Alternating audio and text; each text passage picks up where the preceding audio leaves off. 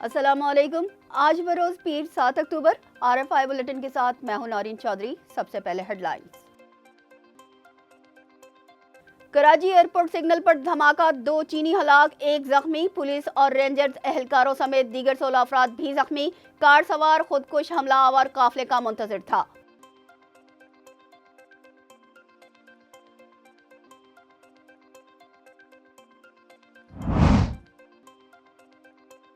وزیر اعظم کی کراچی میں دہشت گردی کے حملے کی مذمت، مجید بریگیڈ سمیت ملزمان کو کٹہرے میں لائیں گے۔ ترجمان دفتر خارجہ زہرا بلوچ کی پریس کانفرنس۔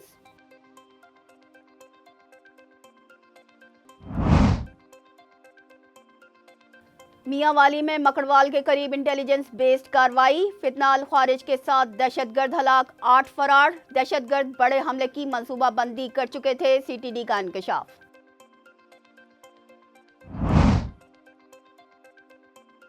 سری لنکا میں کئی سال سے قید 56 پاکستانیوں کی وطن واپسی، 5 خواتین اور 51 مرد قیدیوں کو چارٹر طیارے کے ذریعے وطن واپس لایا گیا۔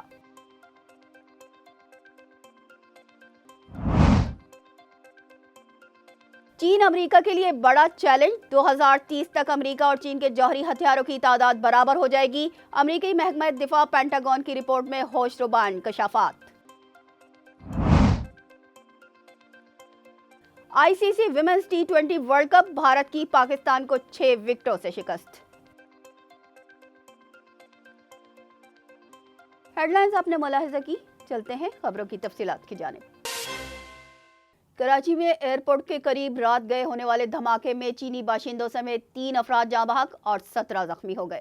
کراچی میں دہشت گردی کے واقعے پر چینی سفارت خانے کی جانب سے جاری بیان میں کہا گیا ہے کہ جناح انٹرنیشنل ایئرپورٹ کے قریب چینی عملے کی گاڑی پر حملہ کیا گیا۔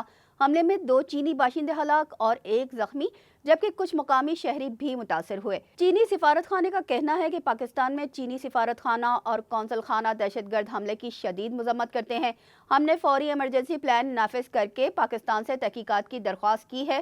وزیر اعظم پاکستان، وزیر داخلہ محسن نقوی، ترجمان دفتر خارجہ ممتاز زہرا بلوچ، گورنر سندھ کامران ٹیسوری اور وزیر اعلیٰ سندھ مراد علی شاہ نے کراچی ایئرپورٹ پر ہونے والے دھماکے کی شدید الفاظ میں مذمت کرتے ہوئے ملوث افراد کو ہر صورت انصاف کے کٹہرے میں لانے کے عزم کا اظہار کیا ہے۔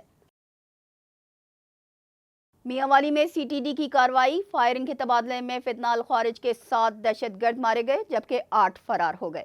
ترجمان CTD کے مطابق میاں والی کے علاقے مکڑوال کے قریب انٹیلیجنس کی بنیاد پر کارروائی کی گئی، جس کے دوران دہشت گردوں نے CTD ٹیم پر اندھا دھند فائرنگ شروع کر دی۔ فائرنگ کے تبادلے میں 7 دہشت گرد موقع پر ہی ہلاک ہو گئے، جن کے قبضے سے 6 دستی بم، سیفٹی فیوز وائر، 7 کلاشنکوف گولیاں اور بارودی مواد برآمد ہوا۔ فرار ہونے والے دہشت گردوں کی گرفتاری کے لیے سرچ آپریشن کیا جا رہا ہے۔ ہلاک دہشت گردوں کی شناخت کا عمل جاری ہے، جو میاں والی میں بڑے حملے کی منصوبہ بندی کر چکے تھے۔ ضلع شمالی وزیرستان کے علاقے اسپنوام میں جام شہادت نوش کرنے والے شہداء کو سپرد خاک کر دیا گیا۔ ISPR کے مطابق تمام شہداء کو ان کے آبائی علاقوں میں مکمل فوجی اعزاز کے ساتھ سپرد خاک کیا گیا۔ نماز جنازہ میں فوجی افسران، جوانوں، لواحقین اور علاقہ مکینوں نے بڑی تعداد میں شرکت کی۔ شہداء میں لیفٹیننٹ کرنل محمد علی شوکت، لانس نائک محمد اللہ، لانس نائک اختر زمان، لانس نائک شاہد اللہ، لانس نائک یوسف علی اور سپاہی جمیل احمد شامل ہیں۔ ISPR کی جانب سے جاری بیان میں مزید کہا گیا کہ شہداء کی یہ قربانیاں دہشت گردی کے خلاف جنگ میں ہمارے عزم و حوصلے کو تقویت بخشتی ہیں۔ سری لنکا میں کئی سال سے قید 56 پاکستانی وطن واپس پہنچ گئے، 5 خواتین اور 51 مرد قیدیوں کو چارٹر طیارے کے ذریعے وطن واپس لایا گیا۔ وزیر داخلہ محسن نقوی نے پاکستانی قیدیوں کی وطن واپسی یقینی بنانے کے لیے ذاتی دلچسپی لی۔ انہوں نے سری لنکن ہائی کمشنر کے ساتھ اس مسئلے کو اٹھایا، جبکہ وفاقی وزیر نجکاری علیم خان نے سری لنکا سے پاکستانی قیدیوں کی وطن واپسی کے اخراجات برداشت کیے۔ محسن نقوی نے کہا کہ قیدیوں کی وطن واپسی کے لیے تعاون پر سری لنکن حکومت اور ہائی کمشنر کے کردار کو سراہتے ہیں۔ انہوں نے قیدیوں کی وطن واپسی کے اخراجات برداشت کرنے پر علیم خان کا بھی شکریہ ادا کیا۔ 10ویں chief of naval staff amateurs net shield golf Rawalpindi golf club کے انعام الحق ملک نے جیت لی۔ 10वीं chief of the naval staff net shield golf Lahore के रॉयल पाम गोल्फ क्लब में अख्ताम पजीर हो गई। इवेंट में इमेच्योर्स, सीनियर इमेच्योर्स और लेडीज इमेच्योर्स के मुकाबले हुए। आखिरी रोज इन्विटेशनल मैचेस भी हुए। रावलपिंडी गोल्फ क्लब के इनामुल हक मलिक आखिरी रोज भी अपनी बढ़तरी बरकरार रखते हुए टाइटल अपने नाम करने में कामयाब रहे। उनका स्कोर 211 रहा। तकरीब के मेहमान खुसूसी vice chief of the naval staff vice admiral Awais Ahmed Bilgrami थे। उन्होंने गोल्फर्स में इनामात तकसीम किए। उनका कहना था कि पाक बहरिया मुल्क में खेलों के जरिए सेहतमंद सरगर्मियों के फ़रोग के लिए कोशां है। वाइस एडमिरल ने कहा कि पाक बहरिया नौजवानों को गोल्फ और दीगर खेलों की तरबियती सहूलियात की फराहमी मुमकिन बनाने के लिए तमाम तर वसाइल बरोए कार लाएगी। अमरीकी महकमा दिफा पेंटागन की एक रिपोर्ट में इंकशाफ किया गया है कि मई 2023 तक चीन के पास 500 से ज़्यादा ऑपरेशनल न्यूक्लियर वॉरहेड्स मौजूद थे, जो 2030 तक 1000 से ज़्यादा हो सकते हैं।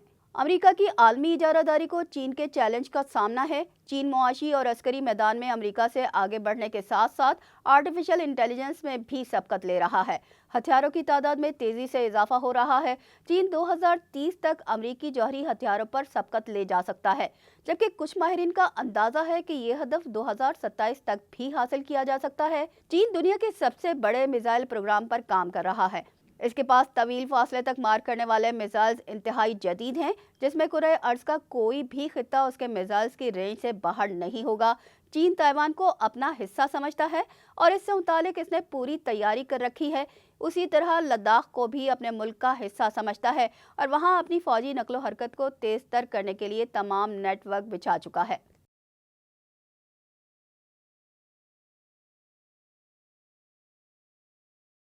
रूस ने गुज़िश्ता रात यूक्रेन के दारुल हुकूमत कीव पर ड्रोन हमला किया, जिसमें बहीरा अस्वद की बंदरगाह ओडिशा के इंफ्रास्ट्रक्चर को निशाना बनाया गया। यूक्रेन की रियासती इमरजेंसी सर्विस ने कहा है कि हमले से ओडिशा में एक शख्स जख्मी हुआ और गोदामों और कार्गो ट्रकों को नुकसान पहुंचा है, जबकि यूक्रेन के बेशतर हिस्सों को कई घंटों तक हवाई हमले के अलर्ट में रखा गया। यूक्रेन की फजाइया ने कहा कि रूसी हमले में 87 ड्रोन और 4 मिसाइल शामिल थे। दिफाई यूनिट्स ने 56 ड्रोन्स और 2 मिसाइल्स को तबाह कर दिया। यूक्रेन की मिलिट्री इंटेलिजेंस एजेंसी का कहना है कि यूक्रेन की एक यूनिट ने रूसी खुदकार फजाई दिफाई यूनिट को ड्रोन के जरिए तबाह कर दिया। एजेंसी ने हमले की वीडियो भी जारी कर दी है, ताहम इस वीडियो में हमले की जगह और वक्त का तयन नहीं किया गया। इंडिया आउट का नारा देने वाले मालदीव के सदर मोहम्मद मुइज़ू 4 रोज़ा दौरे पर हिंदुस्तान पहुंच गए।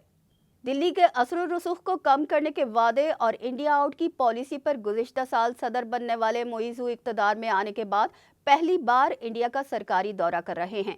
उनके इक़्तिदार में आने के बाद से दोनों ममालिक के दरमियान ताल्लुकात कशीदा हैं, लेकिन माहिरीन का कहना है कि इस दौरे से ज़ाहिर होता है कि मालदीव के सदर खित्ते में अमन के लिए कोशां हैं।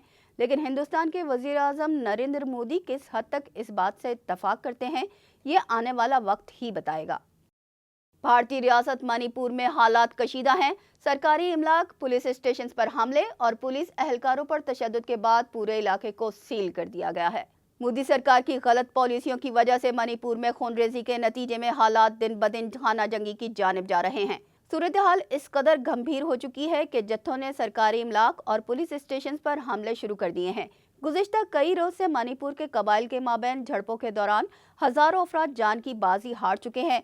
भारतीय मीडिया के मुताबिक 2 अलहदगी पसंद ग्रुप्स के दरमियान तसादुम के दौरान असलहा लूट लिया गया और पुलिस पर तशद्दुद भी किया गया। झड़पों के दौरान 3 अफराद हलाक और 20 से ज़ायद जख्मी हो गए। कशीदा हालात के बायस इलाके की सिक्योरिटी हाई अलर्ट कर दी गई है और मजीद फौजी दस्ते तैनात कर दिए गए हैं। इंटरनेट सर्विस भी बंद है। पूरे इलाके को सील कर दिया गया है। अहले इलाका घरों में महसूर होकर रह गए हैं।